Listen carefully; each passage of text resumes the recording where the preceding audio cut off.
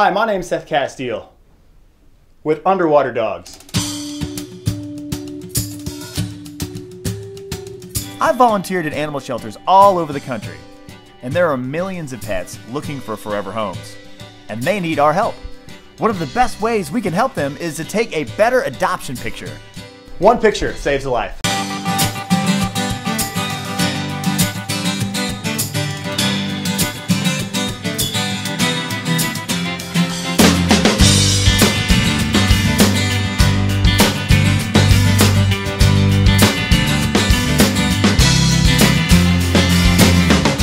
In today's video, we're going to teach you the very basics of how to get started. Imagine you're a dog or a cat. You're brought here in the middle of the night, you're going to be confused and you're going to be scared. It's not an ideal time to have your picture taken, but unfortunately for these dogs and cats, it is the time their picture is taken. And that picture is then used to help them find a forever home, which is really tough. So we're here to come in and create some uplifting, hopeful portraits of dogs and cats to help them find forever loving homes. We're going to come in, spend some time, have fun with them, and through the course of that, take much better photos. I've got a partner here, Allison, who's going to help me with these cats, and also she's here for safety. You know, we want to be respectful of these cats. We don't want them jumping out and running away. She can help me keep the cat here in the cage as I take this picture. The reason why you team up with someone, it just helps make your job as a photographer much, much easier. For example, Allison here is responsible for handling Stella, keeping her on a lead, kind of keeping her calm, and making sure she's not jumping around, running off across the park or etc. So it's a safety thing. She wants to keep Stella safe and allows me just to focus on taking the picture. It's always really important to be safe with shelter dogs. Some of these dogs come from circumstances we don't know about, we don't understand.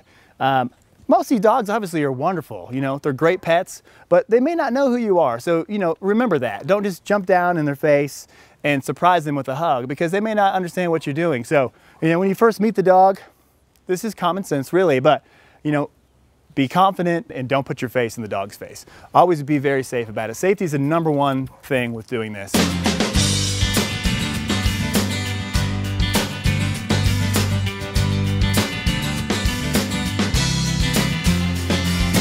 So here we are meeting Kato, who's a pit bull terrier friend. He obviously is a real sweetheart.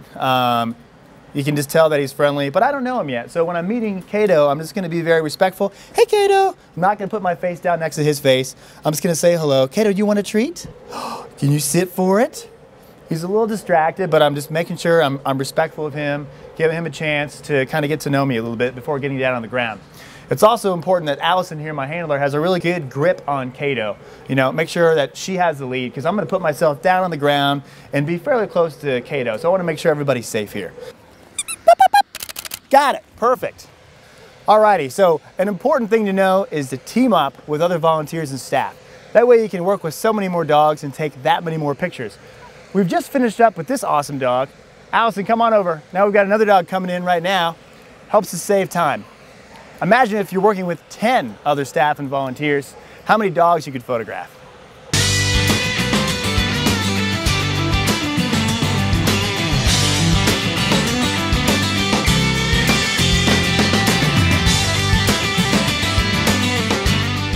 When choosing a good location, it's important to find a place that has no distracting elements. It's also important to find a place in the shade. So we're gonna walk around, and we're gonna look for a really good spot. As we can see here, we've got bright sun out. It's a little hard to see. I always recommend shooting in the shade. We also have lots of really distracting elements. Even though we have elements of nature, we have really weird trees, cacti. Here's a really strange fountain. You know, the important thing is we wanna make sure the focus is on the dog and not on a fountain. You know, we don't need a fountain in there. Try to find a location that doesn't have a lot of distractions in the background. After all, you want the focus to be on the dog. We're gonna go searching through the jungle for a great spot.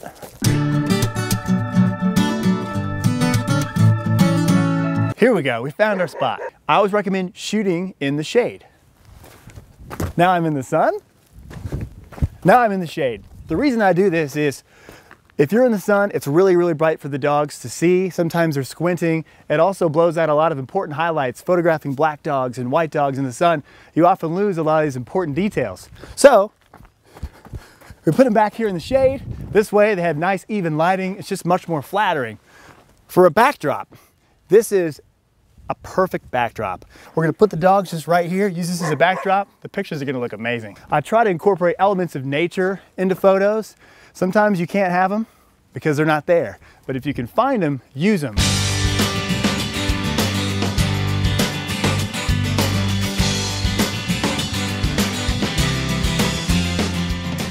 Here we are at the animal shelter. We're gonna go photograph some dogs. We're looking for the best place to do that. Let's go.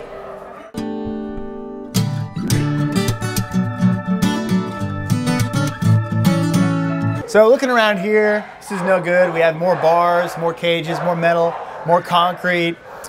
We have tough lighting. We have, shadow. We have sun. It's all over the place.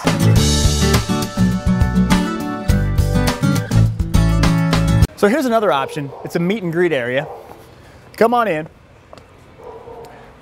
We don't have a lot of space in here, but what we do have is some shade, which is great. So I can position a dog right here, and then I can kind of photograph a little bit down here so I have a nice, clean, green background, which is nice and colorful.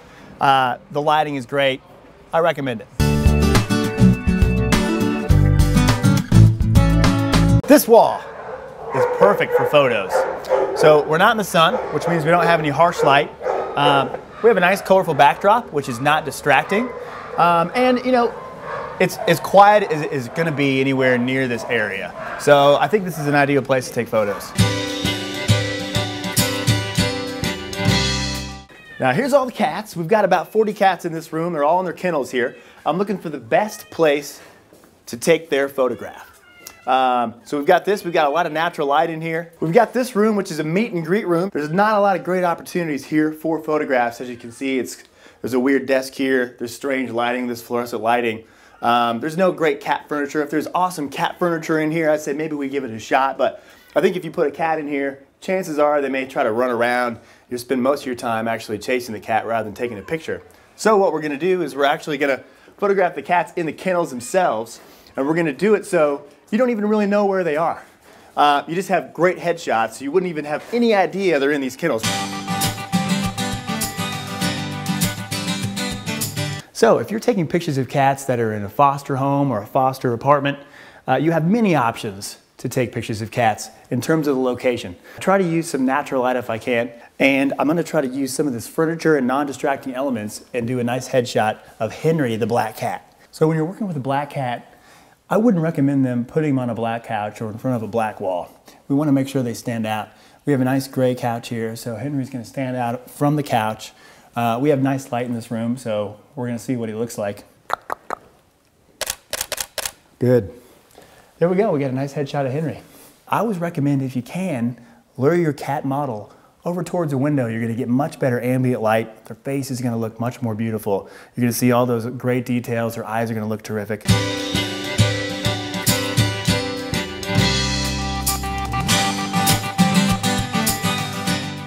To recap, always use a helper and make sure you know and follow shelter protocol. Remember to be safe. Safety is priority. Be careful and be respectful when approaching new pets for the first time. You might want to go down and give this dog or cat a hug, but remember, they don't know you yet. So take your time, be patient, and be safe.